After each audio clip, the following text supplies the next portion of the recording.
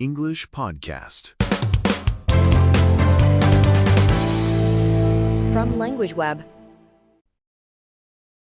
Hello and welcome back to the Everyday Business English podcast. I'm Tom. And I'm Maria.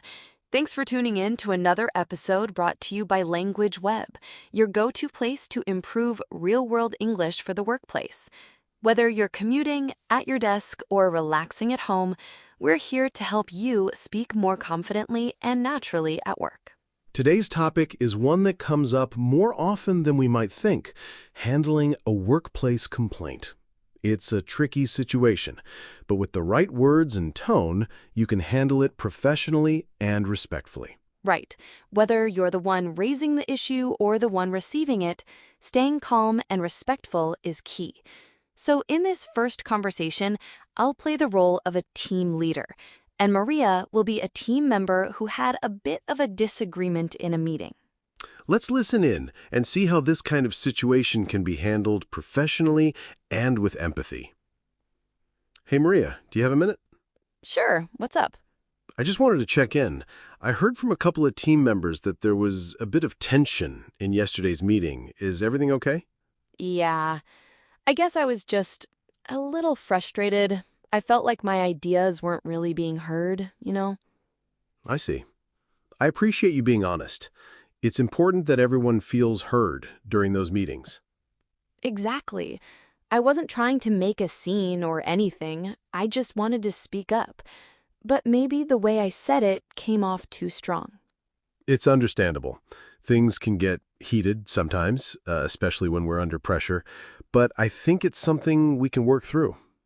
Yeah, I agree. I'm happy to have a follow-up chat with the team if needed. That sounds like a great idea. Let's keep communication open and make sure everyone's on the same page moving forward. Totally. Thanks for checking in, Tom. Of course. I appreciate your openness, really. That conversation gave us a great look at how a colleague can handle a complaint informally but effectively. Right. Now let's zoom in on some of the key phrases and expressions they used, ones you can start using in your own workplace conversations.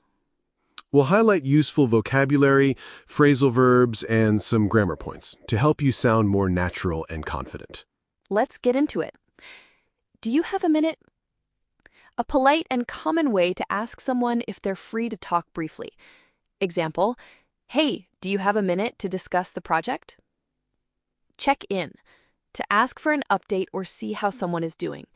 Example, I wanted to check in about the report you're working on. There was a bit of tension, a polite way to describe an uncomfortable or stressful situation without blaming anyone. Example, I noticed there was a bit of tension during the team meeting. I felt like my ideas weren't really being heard. Expressing feelings diplomatically about not being listened to. Example, sometimes I feel like my concerns aren't really being heard. Make a scene, an informal phrase meaning to cause a public disturbance or argument. Example, she didn't want to make a scene during the meeting. Come off too strong, to give an impression of being too forceful or aggressive unintentionally. Example, maybe I came off too strong in the email I sent. Under pressure, feeling stress due to deadlines or difficult situations. Example, we're all under pressure to finish this project on time. Work through, to deal with and resolve a problem or difficult situation. Example, let's work through these issues together. Keep communication open, to continue talking openly to avoid misunderstandings. Example, it's important to keep communication open between team members. That was a great example of how a team leader can handle a complaint with understanding and professionalism. Right, but sometimes it's just between coworkers, and the tone can be a bit more casual. So in our next conversation, you'll hear how Maria chats with a colleague about the same issue, but in a more informal and relaxed way. So in our next conversation, you'll hear how Maria talks with a colleague about the same issue in a more informal and relaxed way. Let's listen to how that goes. Hey, James, got a sec? Sure, what's up? I wanted to talk about yesterday's meeting. I felt a bit frustrated when my ideas didn't really get a chance to come through. Yeah, I noticed that too. It seemed like things got a bit tense. Exactly. I don't want to cause problems, but it's important to me that we all get heard. I get that. Maybe next time you could try bringing your points up earlier. Sometimes when discussions get heated, it's hard to jump in. Good point. I think I got a bit caught up in the moment and spoke a little too sharply. It happens to all of us. Maybe just take a deep breath next time before jumping in. Definitely. Thanks for the advice, James. No problem. We're all on the same team after all.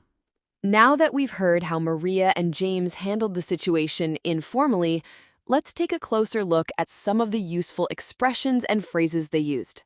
These are great examples of how you can keep a conversation friendly, but still clear and effective, especially when talking with colleagues at your level. All right, let's break down some key language from the conversation. Got a sec? A casual way to ask if someone has a moment to talk. Example, hey, got a sec to discuss the project? I felt a bit frustrated. Politely expressing emotions without sounding too strong. Example, I felt a bit frustrated when the deadline was moved. Things got a bit tense. Describes a stressful or uncomfortable atmosphere. Example, the discussion got a bit tense after the announcement. Don't want to cause problems. Shows a desire to avoid conflict while addressing an issue. Example, I don't want to cause problems, but we need to talk about this. Maybe next time. A gentle way to suggest an alternative behavior or action. Example, maybe next time you could send the report earlier. Got caught up in the moment, meaning to act impulsively or emotionally without thinking carefully. Example, I got caught up in the moment and said too much. Take a deep breath. Advice to calm down before reacting. Example, when you're stressed, take a deep breath and think it over. We're all on the same team. A phrase to emphasize unity and cooperation. Example, remember, we're all on the same team here. Here's a quick culture tip. In many English-speaking workplaces, especially in Western countries, it's considered normal and even healthy to raise concerns, as long as it's done respectfully. Exactly.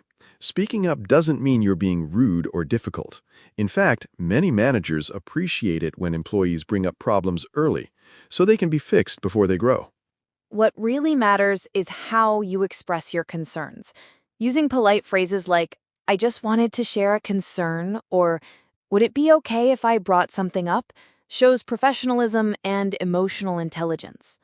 And don't forget, body language and tone also play a big role. Stay calm, keep your tone neutral, and focus on solutions, not blame. Great communication is not just about the words you choose, it's also about understanding the culture behind them. All right, listeners, here's a quick challenge for you. Next time you're in a meeting or a work chat where you feel your ideas aren't being heard, try using one of the phrases we talked about today. For example, you could say, I'd like to add something here, or can I share my thoughts on this?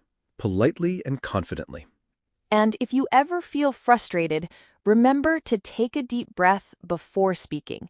It helps keep things calm and professional. Give it a try this week and notice how it changes your conversations at work. We'd love to hear how it goes.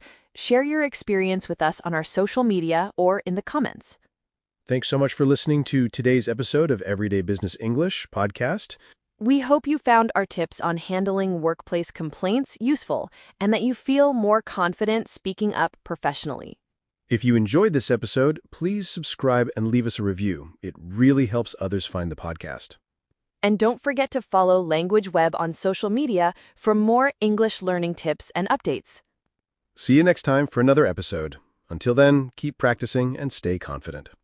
Take care, everyone.